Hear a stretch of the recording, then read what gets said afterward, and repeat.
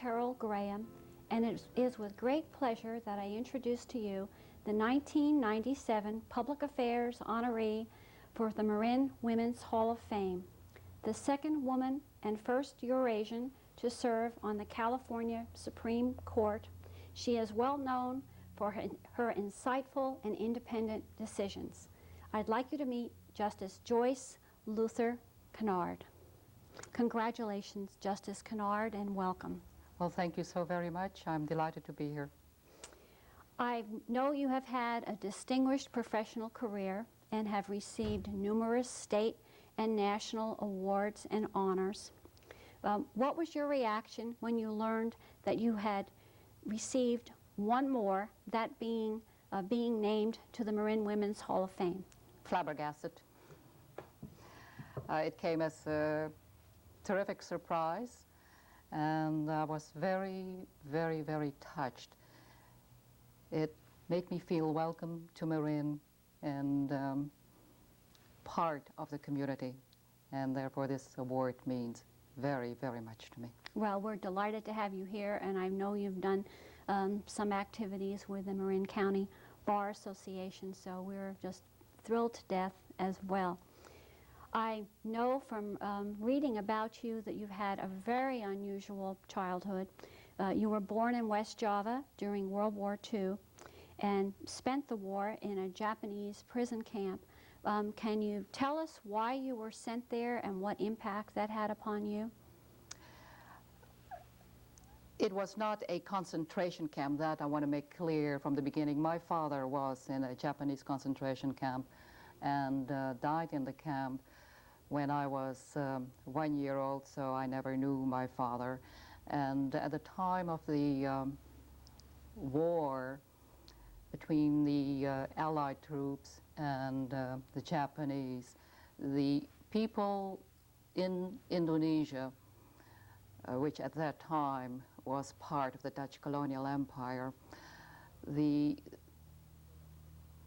Dutch and those who were of mixed descent but had the Dutch nationality had to contend against the uprising of the Indonesians who wanted to gain independence from Holland. And so in terms of safety, not only did you have to worry about the Japanese, but about the separate uprising by the Indonesians who wanted to gain their independence. And I was told, since obviously at the age of 1 I was way too young to remember, that my family had been tipped off that there would be an attack by the Indonesians. And I think it was after midnight when the warning came, and I was with my aunt and my grandmother at a time. My aunt didn't have time to put on any clothes other than to leave in the slip that she was wearing, and she picked me up from the bed. And with my grandmother, or her carrying me, we went into a camp that was considered a protective camp. So it was not a concentration camp. That I wanted to make sure people would understand. And we stayed there until the end of the war. And where did you go when the war was over? We had lost all our belongings, including the house, and my mother rented some rooms in a house, and until I went to Holland, I never slept in a real bed. We simply had suitcases, and my bed was 3 suitcases with a mattress over it and some sheets. And frankly, at the time, I never thought anything of it. It was a perfectly comfortable bed. Now, you're of mixed ancestry, Dutch, Indonesian, and Chinese. So that was part of the reason why you ended up in the camp in West Java. Were you ever subjected to other discrimination in your early childhood that affected you in one way or another? In New Guinea, to which my mother and I went after the Indonesians gained their independence, and my mother was told that if she didn't give up her Dutch citizenship, she wouldn't be assured of a job. And at that time, she was a typist working for the Dutch Green Berets. So she decided that it was time to leave Java and go to the last remaining part of the Dutch colonial empire that I earlier referred to as the Dutch East Indies. And this part was West New Guinea. The eastern part of New Guinea was in Australian hands, and the west part was still in Dutch hands. And my mother was lucky enough to get a job as a typist with this oil company. The oil company had a policy of giving better housing and education to those employees who were hired directly out of Holland. My mother and I had never been to Holland. Like so many others, we were hired from Java, and for those people, the housing conditions were not as nice, to put it mildly. We lived in a Quonset hut that we shared with, I think, about 4 or so families. The bathroom was a little enclosure outside the Quonset hut, and the so-called bathtub was an oil drum. And then you took another can, dumped it into the oil drum with water, and that's how you took your bath. As to toilet facilities, that was as far from the Quonset hut as possible and as close to the jungle, and it was nothing but a cement ditch.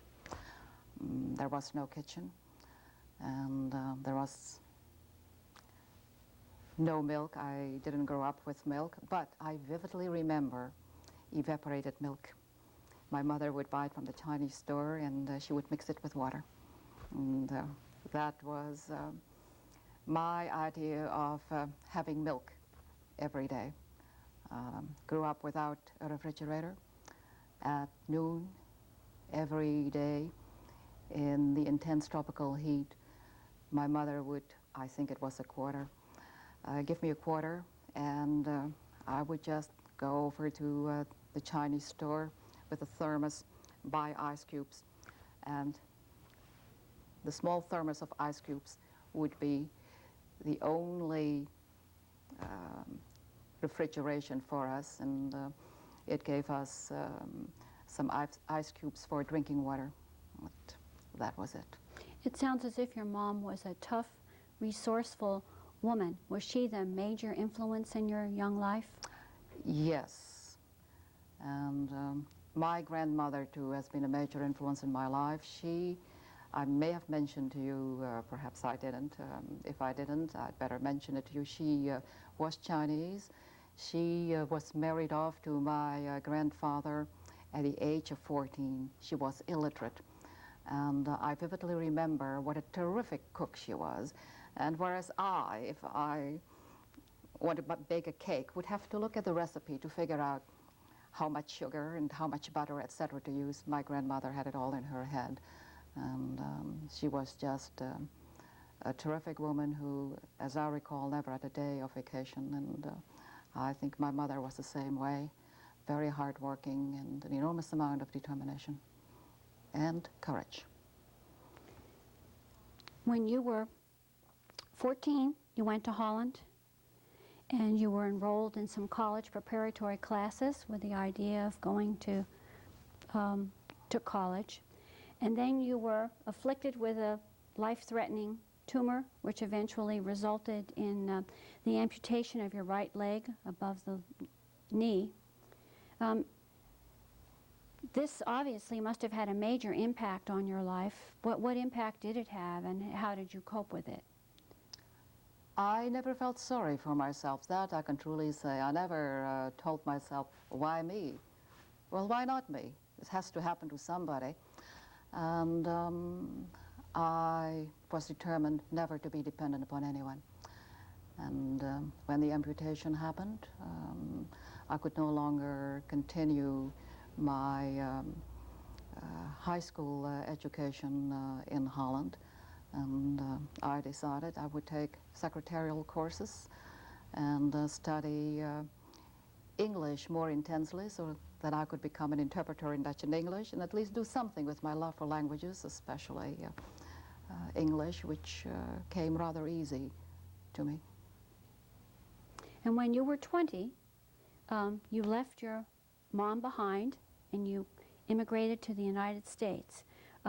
Why did you come to the United States and what did you expect to accomplish here? At the time, it was extremely difficult for anyone born in Asia to make it into the United States.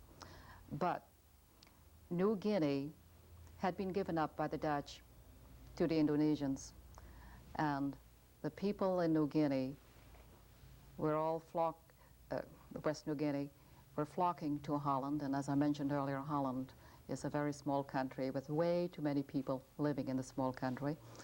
And to simplify matters in terms of explaining, the U.S. government agreed that the people who had been displaced from West New Guinea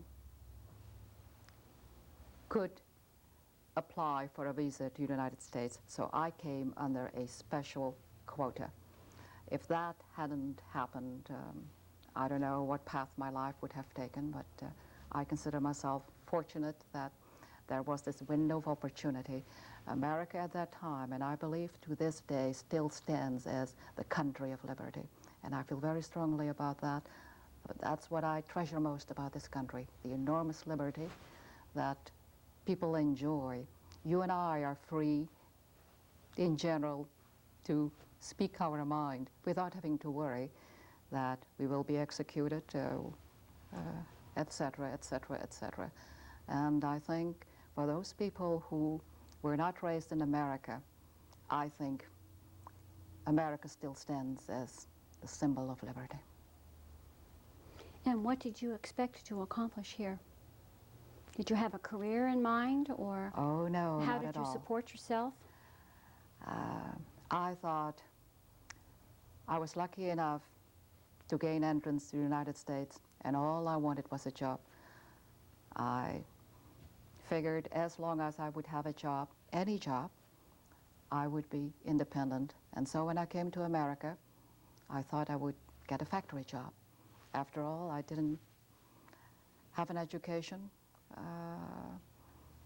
in this country, and my education had been very, very poor in New Guinea before coming to Holland. And in Holland, it was basically just 6 months at this special high school from which there would be entry to college. But as luck would have it, when I told people that I wanted to apply at a factory, doing some assembly line work, somebody mentioned, well, why don't you apply for some office work with one of the big insurance companies in Los Angeles? I did. And when the interviewer asked me what kind of job I would be applying for, I said, file girl, because I'd figured I knew the alphabet. I would have no problems filing papers. She then asked whether I knew shorthand. And I replied, I do, but it's the Dutch system. And the interviewer said, well, I don't care what system it is. I just want to know whether you can take a letter. Would you like to try? I said, certainly. She dictated the letter. I read it back, and she said, would you be interested in a secretarial position with the manager of one of the big insurance companies at Occidental Life? And I was stunned. It was terrific news. And especially after I found out that file girls in that department had applied for the secretarial job. And here I was, fresh off the boat, so to speak, and I got it at $280 a month. And I thought it was just terrific. And did you save up to pay for your way through college? Is that what you did, or did you? Not at $280 a month. When I had to pay off a car and had to pay off a loan for an artificial leg that was being made for me. And so when did you decide to go to college? About 6.5 or 7 years after my arrival in the United States, and about 2 months after my return trip to Holland, when my mother was dying of lung cancer. And a 2 months leave of absence was all that I could get. Otherwise, I had to give up my job. And since I didn't have anyone to fall back on financially, I didn't want to take that risk. So I took a 2 months leave of absence, went back to be with my dying mother, came back, and a couple of days later, she died. And a few days, or probably a few weeks later, I heard from my aunt that my mother had $5,000, the equivalent of the Dutch money, that she had saved, and the $5,000 became the key to my education. I'd always dreamed of an education. Others probably dream of wealth. I never have, I never will. Education, education, education was my biggest dream. And I told myself, it's now or never. I should give up the job and go to college full time. And perhaps I can do 4 years in 3. And my boss was telling me at the time, you know, you didn't go to school here, perhaps try it out at night first and see how you like it. But another person, a supervisor in the department, said, if anyone can do it, you can. And so I quit, enrolled in Pasadena City College, found the enrollment forms quite complex to fill out, and told myself, with $5,000, I cannot support myself in college, pay for the rent, pay for repairs to the car, etc., etc. I need a job. Luckily, Caltech was just a few miles away from Pasadena City College. I applied, got a part-time secretarial job, working at least 22 hours a week while carrying a full load at Pasadena City College. Initially, I'd asked my advisor if I could carry more than just the regular 16 units, and he told me, you know, this is going to be tough enough for you. You didn't go to school here, and you're working part-time. Why don't you see how well you'll be doing carrying such a heavy load? After my first semester, I got straight A's. I was still working, and after that, I carried, I think, 20 units or so, and I also went to school during the summer, and that's how I was able to do 4 years of college in 3, working part-time at least 20 hours a week all the time. Well, you're obviously an exceptional person, and I know you graduated from college, Phi Beta Kappa, you have a law degree and a master's in public administration, and you're fluent in several languages. You obviously would have been a success no matter what you decided to do. What made you finally settle on becoming a lawyer? I had decided to get a master's in German. But at that time, the study of languages was considered irrelevant.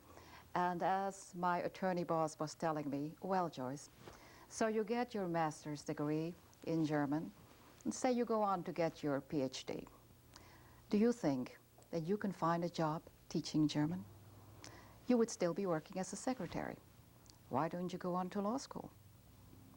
So I took his advice and applied, although I never thought that I wanted to be a lawyer but I realized that a degree would be important, irrespective of what I would be doing after my studies were over. Now, in April 1989, you were appointed by then Governor Duke Majan to the California Supreme Court, and you're very bright and extremely articulate, and you've developed a reputation for being an independent thinker and not afraid to dissent when you feel it's necessary. Do you think that being a woman has had any impact at all on your decisions, positive or negative? Does that come into play at all, or is it just the sum total of your life experiences and your feelings about things that are much more important?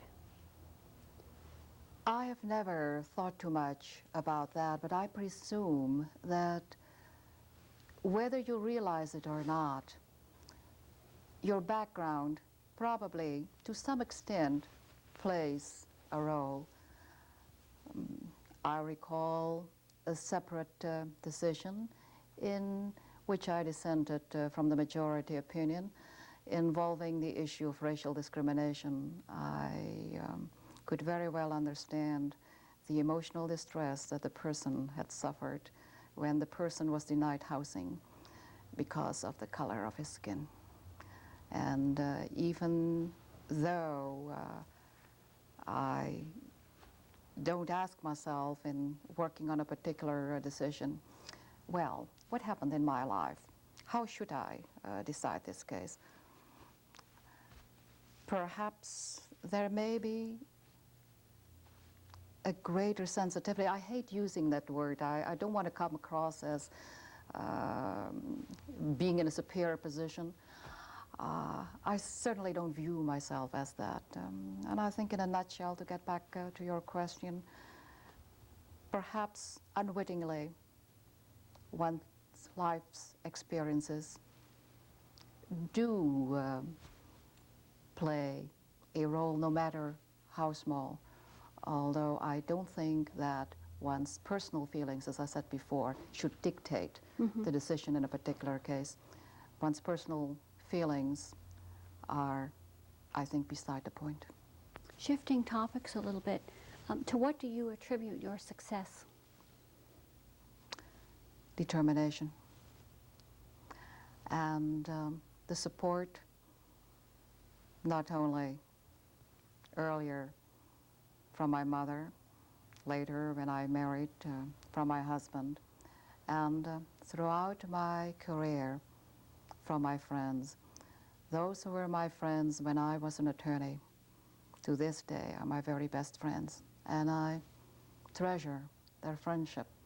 I may not talk to them for 6 months, and yet when we chat over the phone, it is as if it was only yesterday that we spoke.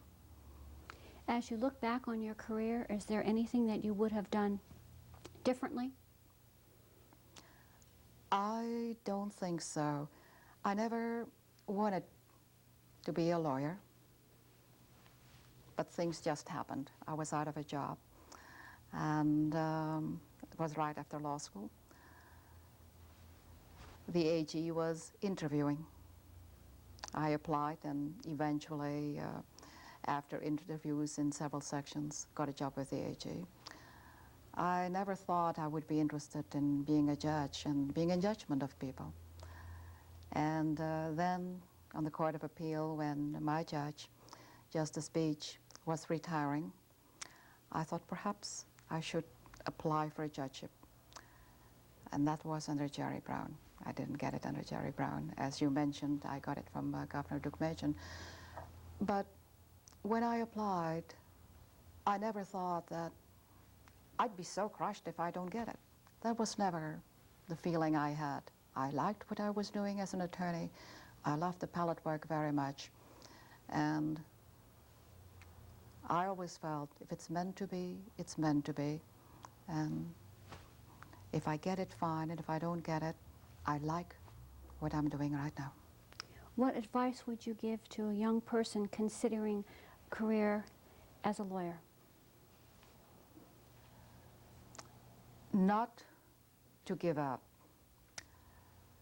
As I tell students often when I have informal discussions with them, the road to success is a very tough and rough one. Occasionally you will stumble. Get up and go on. And don't give up on ideals. Someone once said that ideals are like stars. You cannot touch them. But just like the seafarer is guided by the stars, so your ideals can guide you. And always have integrity at all times. And last, hold on to dreams. Hope. Don't ever give up on hope. And the poet and author Langston Hughes has a line that I think is just so beautiful, and that says it all. Hold fast to dreams. For if dreams die, life is a broken-winged bird that cannot fly.